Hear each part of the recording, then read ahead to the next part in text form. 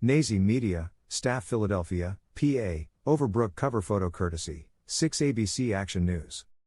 A 31-year-old man was reportedly shot in the Overbrook section of the city, after attempting to intervene in a domestic dispute between a male and a female. A report from 6 ABC Action News said, the victim told police that he was driving on the 1700 block of North 76th Street at around 1:30 a.m. on Wednesday morning.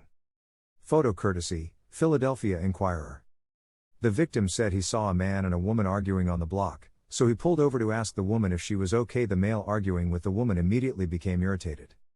Greater than that's when the male walked up to the driver's side of the vehicle and fired at least 4 shots, striking the 31-year-old while he was in the driver's seat of his Honda CR-V, and struck him in his right arm and left leg, Philadelphia Police Chief Inspector Scott Small said. The victim reportedly drove himself to Mercy Fitzgerald Hospital. He was last reported to be in stable condition. The identity of the male shooter and his female companion remain unknown, no weapon was recovered at the scene, and no arrests have been made in the shooting at this time. Philadelphia, PA. Some say you haven't really visited Philadelphia until you've been to North Philly. Some North Philly residents say you haven't visited North Philly until you've visited the Kensington section. Even though Kensington is not technically a part of North Philly, it is representative of the major toll heroin and crack addiction have had on the North Philly section of the city. Some heroin addicts have set up permanent residence in homemade encampments.